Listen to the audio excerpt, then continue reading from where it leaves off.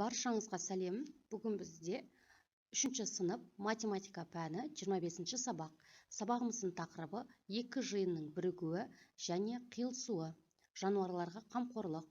Сендер екі жиынның бірігуі мен қиылысуын белгілеуді, құрастыруды және бейнелеуді үйренетін боласыңдар. Видео сендерге пайдалы болады деген ойдамын, сондықтан соңына дейін қараңдар. Бірінші есеп бізде сұрақтарға жауап бер. Жиындардың бірігуі және қиылысуына байланысты есептер беріледі. Кіші дөңгелектің сыртында неше нүкте жатыр? Мынау бізде кіші дөңгелек. Міне мынау бізде кіші дөңгелек. Енді осы кіші дөңгелектің сыртында неше нүкте жатыр екен санаймыз. 1, 2, мен сызып көрсетейін түсінікті болу үшін.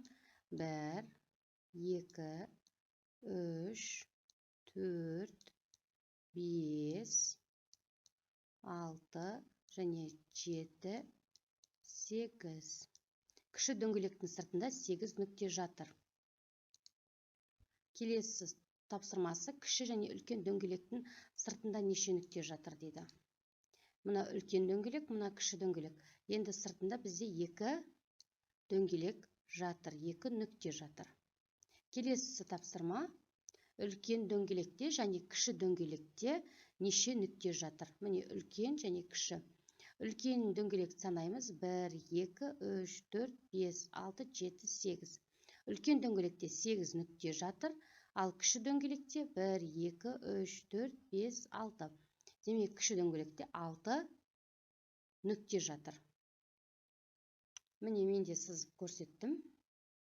Келесі екінші есеп бізде 3-ке және 4-ке бөлінетін сандар жазылған қима қағаздар дайында.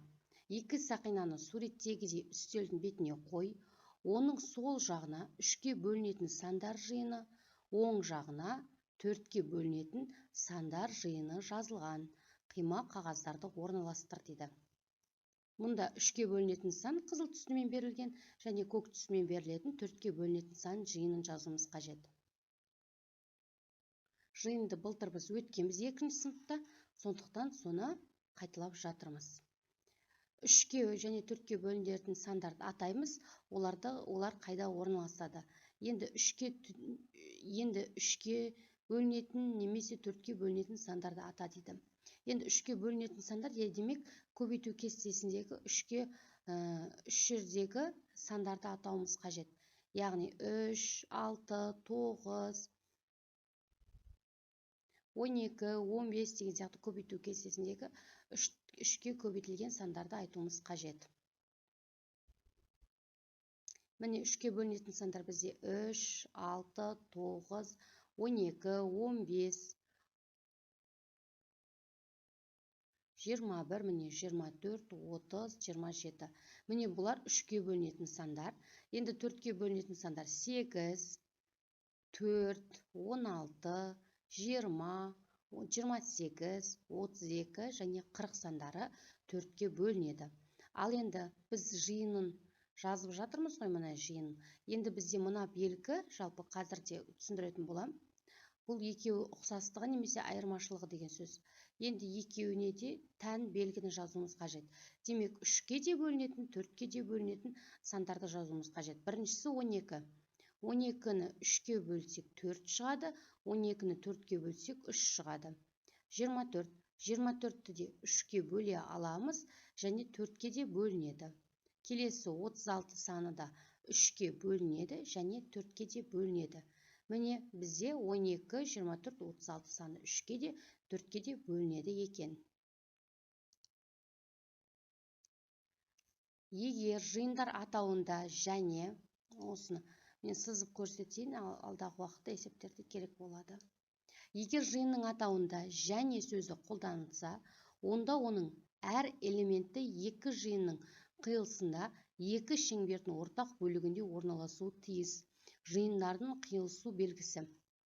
Бұл жерде міне бізде осы белгі, мына белгі бізде қиылысу деп аталады. Және деген сөз кездескен кезде міне осы екі шеңбердің ортақ белгісіне орналасуы тиіс жиындардың қиылысу белгісі біздіңкі. Келесінде қандай белгі? Егер жиынның атауында немесе немесе сөзі қолданылса, онда оның әрбір элементі кез келген екі жиынның бірінде орналасуы мүмкін. Бұл жиынның бірігу белгісі. Мысалға, бір жиындарды алсақ, ол А жиынына тиесілі болуы мүмкін, немесе В жиынына сәйкес келуі мүмкін. Яғни немесе сөзі кездескен кезде екі жиынның бірінде орналасуы мүмкін деген сөз. Үшінші есеп. Құстардың атауын оқыңдар, олар қай шеңберге орналасқан. Аңдардың атауын оқыңдар, олар қай шеңберде орналасқан. Ұша алатын жануарлардың атауын оқыңдар, олар қайда орналасқан. Демек, біз жиын құрастыруымыз қажет. Міне бізде пингвин, түйеқұс, ұшатын тиын, қарға, көк шымшық, жарқанат, қасқыр, түлкі берілген. Енді өзіміз осындай жиын құрастыруымыз қажет және сұрақтарға жауап беруіміз қажет. Енді біз сұрақтарға жауап береміз. Бізде аңдар жиынына түлкі, қасқыр, міне, түлкі, қасқыр, ұшатын тиын, жарқанат кездеседі. Жарқанаттар осы аңдар жиыны жатқызуға болады. Келесісінде құстар жиыны, бұл жерде міне құстар жиыны пингвин, түйеқұс, қарға, көк шымшық бізде құстар жиыны. Және де мына белгіні қоюды ұмытпаймыз. Енді ұша алатын жануарлар, міне бұның ішіне, мына суреттің ішінде ұша алатын жануарлар бізде ұшатын тиын, қарға, көк шымшық және жарқанат. Енді осыған ұқсас бізде тапсырмада өздерің осындай жиын құрастырыңдар, жиындар қиылысуына атау беріңдер деп тұр. Енді қиылысу қажет міндетті түрде, яғни екеуіне де ортақ белгі болу қажет қиылысуында. Енді мен қазір көрсеттім балық, шаян, сегіз аяқ деп. Ал келесі А жиынына, Б жиынына қоян, тиын, ит деп көрсеттім. Енді бізде А, В жиыны қосмекенділер жиыны. Бізде А суда тіршілік ететін жиын және В құрлықта тіршілік ететін жиын. Міне қосмекенділер жиыны деп алдық. Бақа,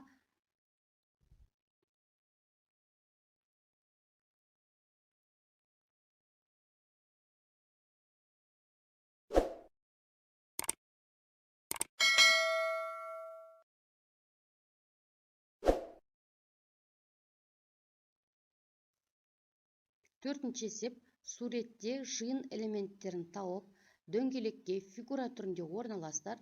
Фигураға әр сөздің бірінші әрпін жаз дейді. Міне бізде жиындар көрсетілген. Бізде мына жиын өсімдіктер жиыны. Бізде мына жиын өсімдіктер жиыны. Ал бізде төрт бұрышпен берілген, яғни шаршымен берілген бұл балықтар жиыны.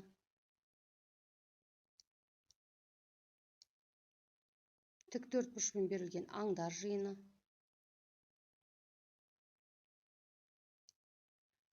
Және де құстар жиыны.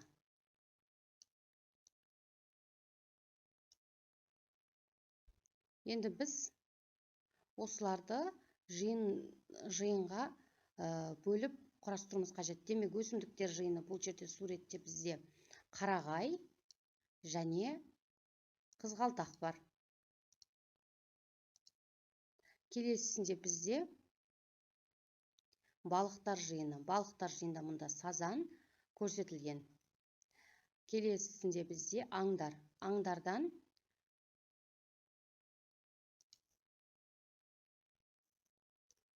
енді келесі аңдар жиынында бізде түлкі мен керікті орналастырамыз. Міне біз осылай топтастыруға болады. Келесі 5-ші есеп. Сандарды оқы. 2, 47, 16, 8, 17, 32, 6, 53. Енді біз қиылысатын екі дөңгелек сызуымыз қажет. Міне мен сіздерге үлгісін сызып көрсеттім. Міне менің екі жиыным, яғни екі дөңгелегім. Қызыл дөңгелекте жұп сандарды. Мұнда қызыл дөңгелекке жұп сандарды, көк дөңгелекке екі таңбалы сандар болады. Әрбір санды дөңгелектерге дұрыс жаз, екі таңбалы жұп сандар жазылатын бөлікті бояп көрсет дейді. Енді бізде екі бізде бір таңбалы сан, 8 бір таңбалы сан, және 6 бізде бір таңбалы сандар. Ал енді екі таңбалы сандар. Ол бізде 47, 16, 17, 32 және 53. Бұлар бізде екі таңбалы сандар.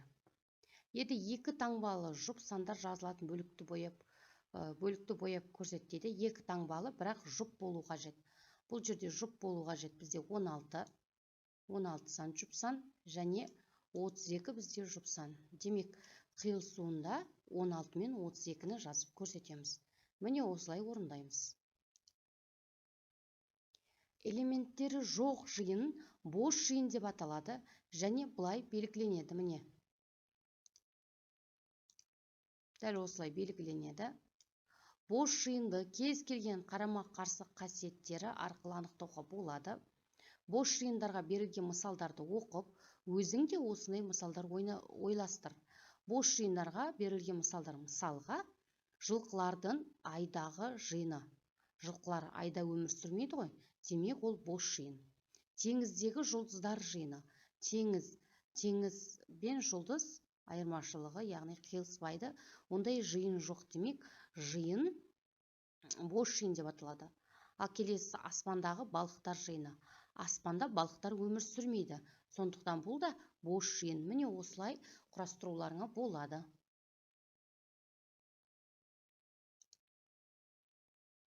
Алтыншы есеп. Әлия 9 теңгеден 5 дәптер және 540 теңгеге қойын дәптер сатып алды. Ал Сырым 9 теңгеден 4 дәптер және 345 теңгеге альбом сатып алды. Олардың қайсысы көп ақша, қанша ақша артық жұмсады дейді. Біз бірінші шарт құрып аламыз. Міне, мен шартын сызып көрсеттім. Міне Әлиянікі бірінші. Міне 9 дәптерден 4 теңгеден 5 дәптер сатып алды. Қойын дәптер 500 теңге, 540 теңгеге сатып алды. Демек бізде Әлия 5-ті 9-ға көбейтеміз. Сонда 45 болады. Әлияның 5 дәптерінің құны 45 теңге болды. Енді 540-қа 45-ті қосамыз, сонда 585 болады. Әлия 585 теңге жұмсады. Ал Сырымды есептейміз. Сырым 4 дәптер сатып алды 9 теңгеден. Сырымның 4 дәптерінің құны 36 теңге болды. Ал 36 енді альбомды 345 теңгеге алды. 345-ке 36-ны қоссақ 381 теңге болады. Сырымның жұмсаған ақшасы 381 теңге. Енді Сырымға қарағанда Әлия бізде 585 теңге жұмсады. Сырым 381 теңге жұмсады. Енді үлкен кішісін анықтаймыз. Әрине, Әлия көбірек ақша жұмсады. Ал Сырымға қарағанда нешеге ақша артық жұмсады? Оны табу үшін 585-тен 381-ді азайтамыз. Мәні 204 теңге. Әлия Сырымға қарағанда 204 теңге ақша артық жұмсады деген сөз.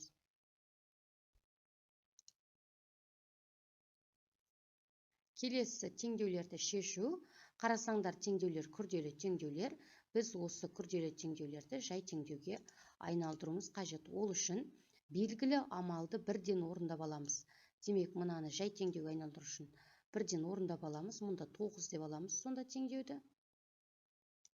Келесінде де белгілі амал, міне 17-ге 64-ті қосқан кезде бізде 81 болады. Келесінде де белгілі амал, 15-ке 9-ды қосамыз, сонда бізде 24 болады. Енді біз А көбейтілген 8 тең 24 деп шығарамыз. Міне, жай теңдеуге айналдырып алдық. Жай теңдеуге айналдырдық. Енді 27-ні 9-ға бөлеміз, 3 шығады. 27-ні 3-ке бөліп, 5 пен 4-ті қосқан кезде 9 болады. Демек, теңестірдік, есебіміз дұрыс деген сөз. Келесінде де үлкен сан теңдіктің басында кездескендіктен амал сақталады. 100-ден 81-ді азайтамыз, 19 қалады. 100-ден 19 азайтқан кезде 81 болады, және 17-ге 64 қосқан кезде 81 болады.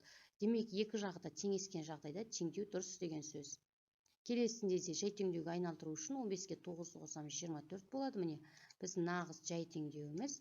Енді белгісіз санды табу үшін кері амал орындалады. Көбейтуге кері амал бөлу. 24-ті 8-ге бөлеміз, 3 шығады. 3-ті 8-ге көбейткен кезде 24 шығады. 15-ті 9-ға қосқан кезде 24 шығады. Демек, екі жағы да теңесті, теңдеу дұрыс деген сөз. Келесі есеп бізде соңғы есеп, 8-ші есеп, дұрыс пікірлерді тап. А тапсырмасына дөңгелектердің ортақ белгісінде қызыл заттар және қызыл шарлар орналасқан. Міне, қызыл шарлар және де міне ортақ бөлігі деген бізде мына бөлікті айтып тұр. Міне ортақ бөлігі деп осы бөлікті айтып тұр. Ортақ бөлігінде қызыл заттар немесе қызыл шарлар бар ма? Міне, бар демек дұрыс деген сөз. Келесі, дөңгелектердің ортақ бөлігінде қызыл және дөңгелек ойыншықтар орналасқан. Қызыл және дөңгелек ойыншықтар. Қызыл міне көрсетіліп тұр. Бірақ бұл жерде дұрыс емес. Ал енді сұрақтарға жауап береміз. Барлық ойыншықтар қанша? Мына жерде қанша ойыншықты көріп тұрмыз? 1, 2, 3, 4. Мынау болды біздің ойыншығымыз. Енді қызыл шарлар қанша? Қызыл шарларды санаймыз.